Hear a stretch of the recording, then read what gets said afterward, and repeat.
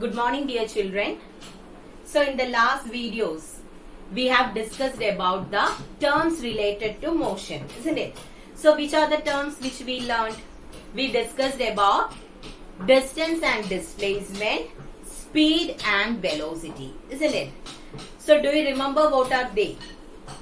The actual path covered by a body can be called as distance.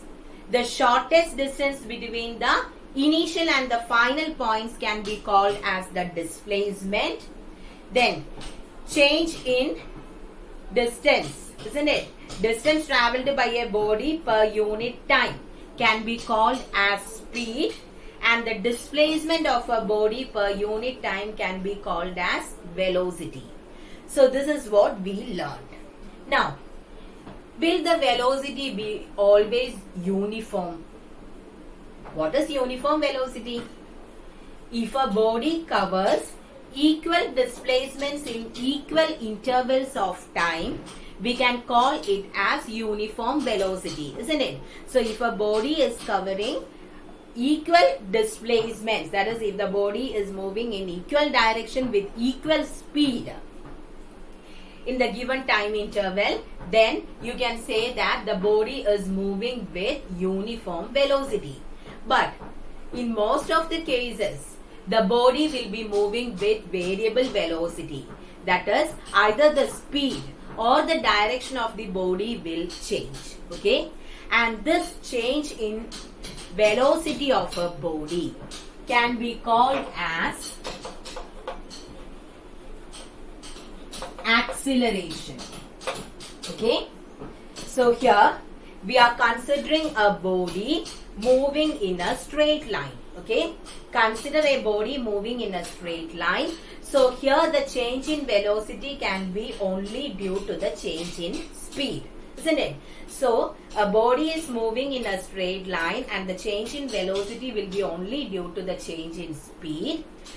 If the speed of the body increases with time, we will call it as acceleration. And if the speed of the body decreases with time, we will call it as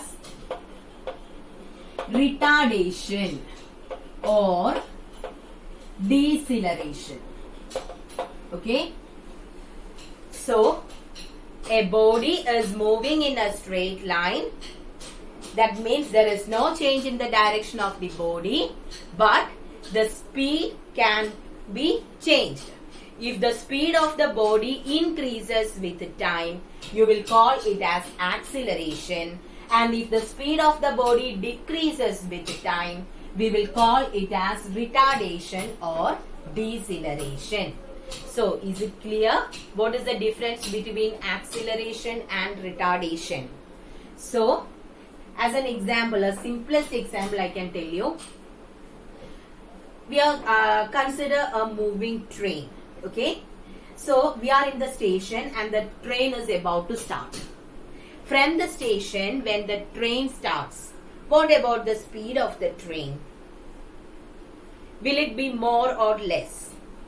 The train slowly starts and with time it increases its speed, isn't it? So when a train starts from a station, the speed of the train will be less and slowly it gains speed. So what type of motion is that?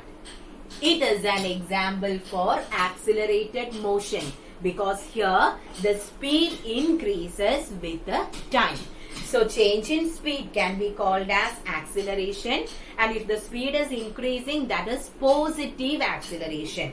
You can consider it as positive acceleration. Okay. Now, when this train is going to reach the next station, what happens to its speed? At first, the speed will be decreased, isn't it? The train gets slowed down and then it comes to rest or stop. So, here, what happens to the speed of the body with time? The speed decreases with time, and such a motion can be called as retarded motion or decelerated motion. Okay? Or you can call it as negative acceleration because here the speed is decreasing with time. So, is it clear? if a body is moving in a straight line and if the speed of the body increases with time, we will call it as accelerated motion, and if the speed of the body decreases with the time, we will call it as decelerated or retarded motion. Now, do you remember or do you know which letter is used to represent acceleration? Acceleration is represented by the letter small a, and deceleration means it is actually negative acceleration. So, we will show or represent it as minus a. A is acceleration and minus a is deceleration. Now, about the unit. So, already I told you acceleration is change in velocity. That is the standard definition for acceleration. Acceleration is change in velocity with the time. Okay. Change in velocity with the time is acceleration. So, that means what is the SI unit for velocity? SI unit for velocity is meter per second. Change in velocity with the time, that is change in velocity by time is acceleration. Change in velocity by time. This is acceleration. Now, what about the SI unit for velocity? It is meter per second. What about the SI unit for time? It is second. Meter per second divided by second means the SI unit will be meter per second square. Okay. So, what is the SI unit for acceleration or deceleration? It is meter per second square. And if it is CGS unit, it will be centimeter per second square. So, is it clear? Acceleration is change in velocity with time. SI unit for velocity is meter per second, and SI unit for time is second. So, meter per second divided by second, which is equal to meter per second square. And its CGS unit is centimeter per second square. Okay. Now, we have a small derivation to calculate acceleration. So, we will move to that small derivation now. Okay. So, when I discussed about velocity, I told you two different letters which are used in order to represent velocity. Do you remember which are they? There I used two different letters. So, which are they? U and V. And what is U? U is known as initial velocity and V is known as final velocity.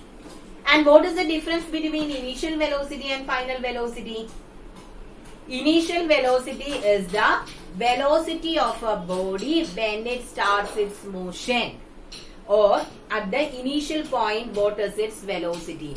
Final velocity means towards the end what is the velocity of the body. So, U stands for initial velocity and V stands for final velocity.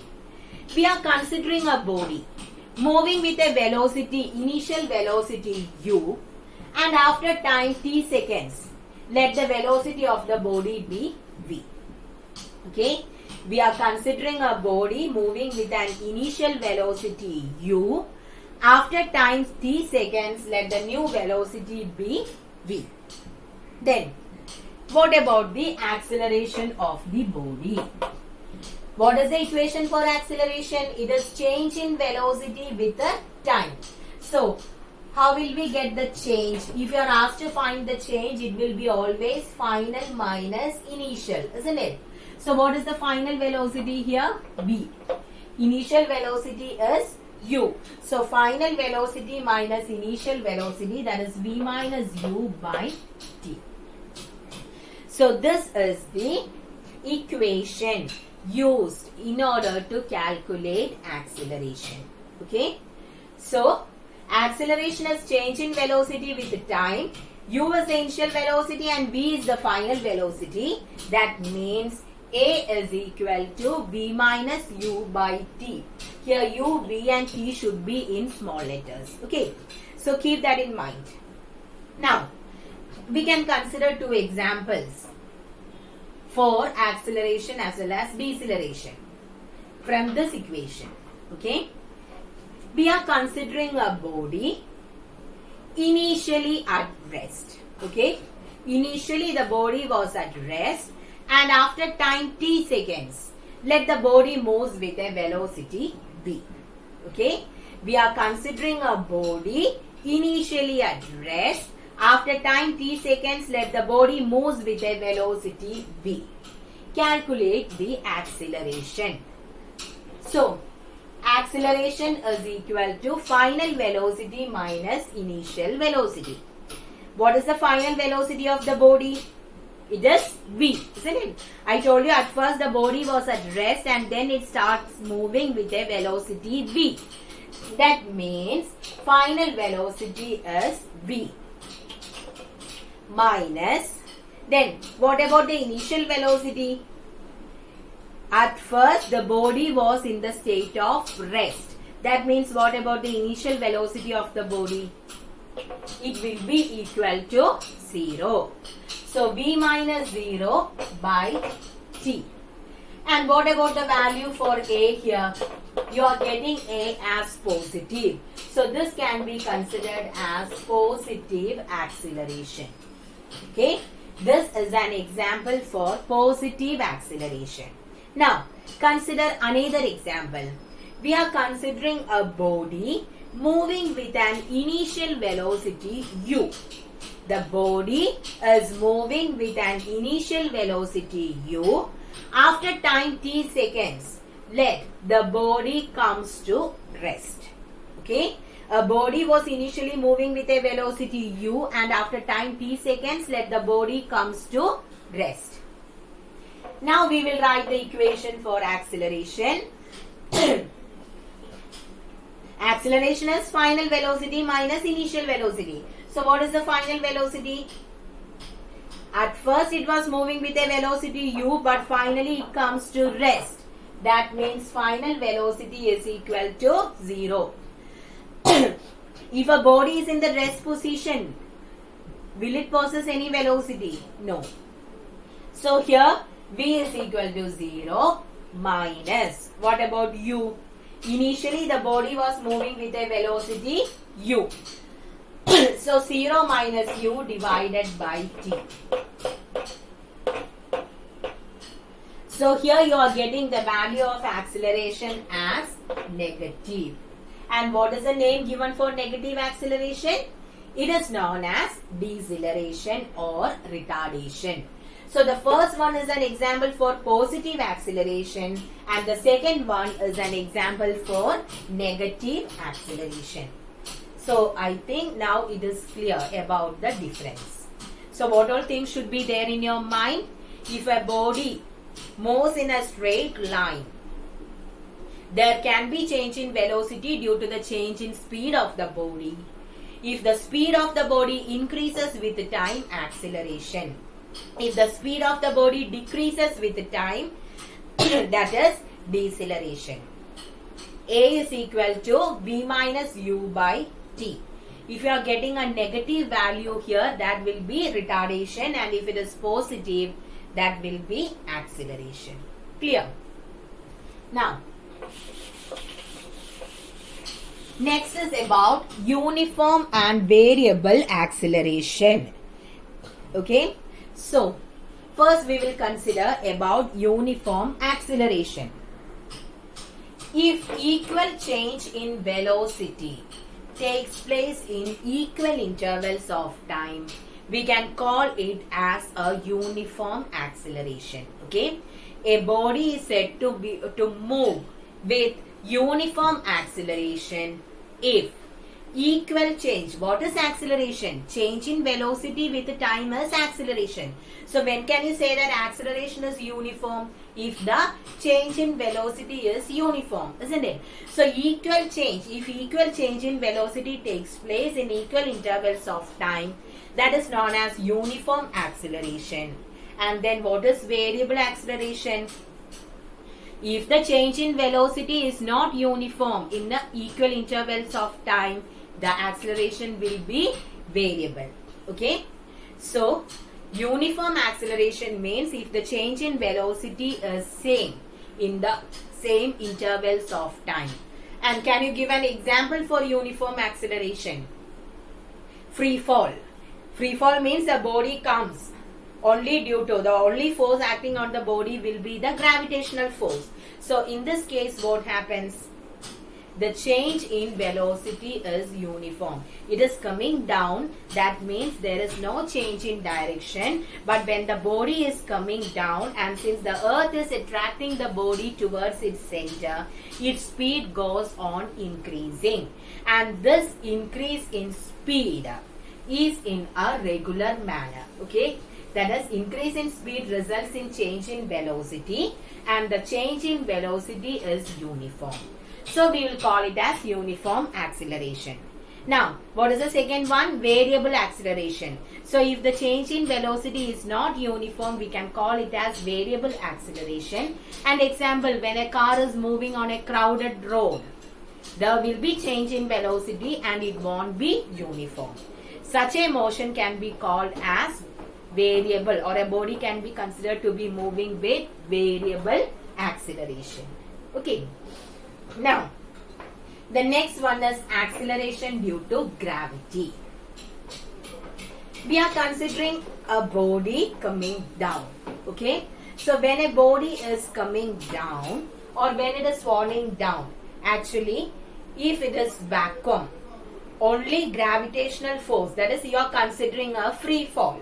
Free fall will take place only in the case of vacuum. That means except gravitational force, no other force should act on the body.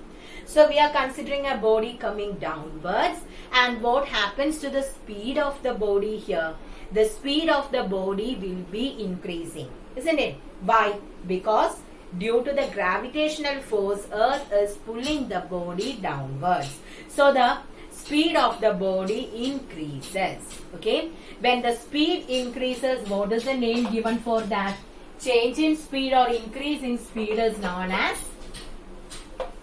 acceleration. So when a body is coming down, its speed increases. That means it produces acceleration. And who is providing this acceleration? It is due to the earth's gravitational pull, isn't it?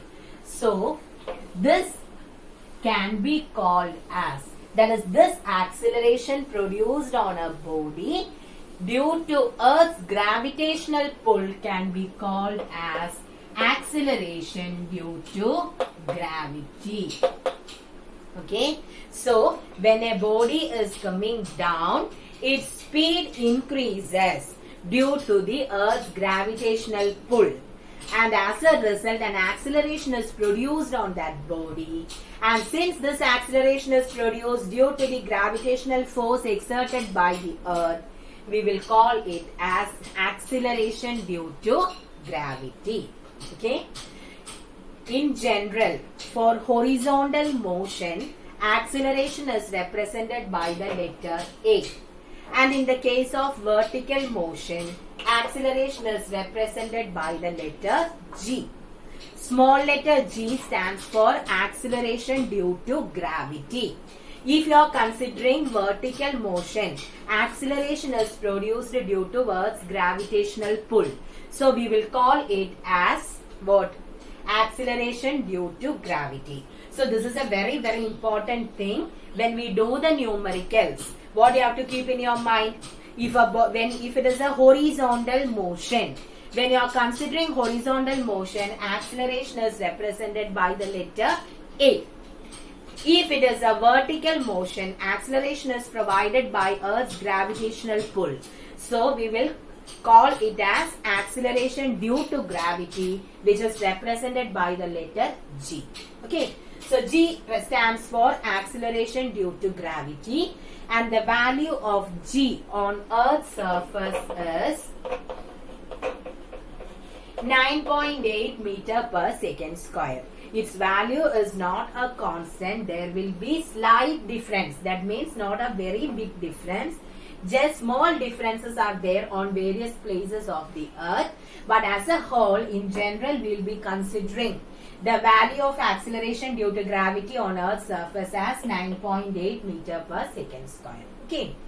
So by heart this value, this is very important. And when we do the numericals, if the value of G is not given, to make our calculation simple, we will be using it as 10. Actual value is 9.8 meter per second square, but to do the numericals, we can use the number 10. Okay. So is it clear? The acceleration produced on a falling body due to Earth's gravitational pull can be called as acceleration due to gravity. Its value is 9.8 meter per second square. It is acceleration. That is why meter per second square comes there. Okay.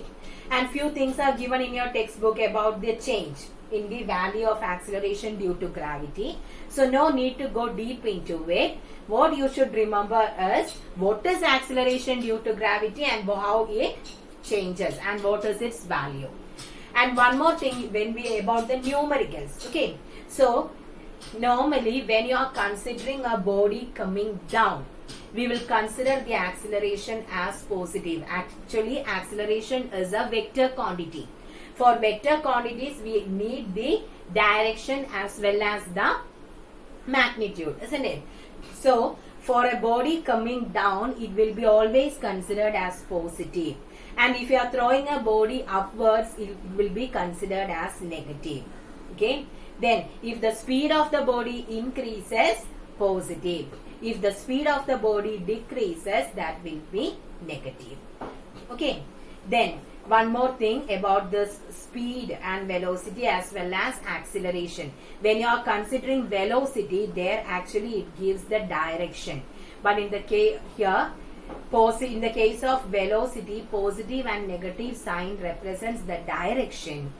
But in the case of acceleration, positive means its speed increases and negative means its speed decreases. So keep that point also in your mind. In the case of velocity, we learned that velocity can be either positive, negative or zero. If the velocity is positive, means what you can say? There we are considering just the direction. Okay, direction is mentioned there. But in the case of acceleration, if acceleration is positive, means that is speed of the body is increasing. So is it clear? Now you can take your textbook about the numericals. In the next video, we will do the numericals. First about the homework questions. Please take page number 35. Page number 35, exercise 2A. So we have completed till question number 18, question number 19 to question number 26. In that question number 23 and 25 answers are given. No need to copy that. Rest you should write. Okay. So once again, page number 35, exercise 2A. Question number 19 to 26. If for questions 23 and 25, answers are given there. No need to copy that. Rest you have to find the answer, write the answers in your notebook, study that thoroughly for the Google Meet. I'll be asking questions. Okay. So in the next video, we'll be discussing about the numericals of this section. Okay then, thank you children.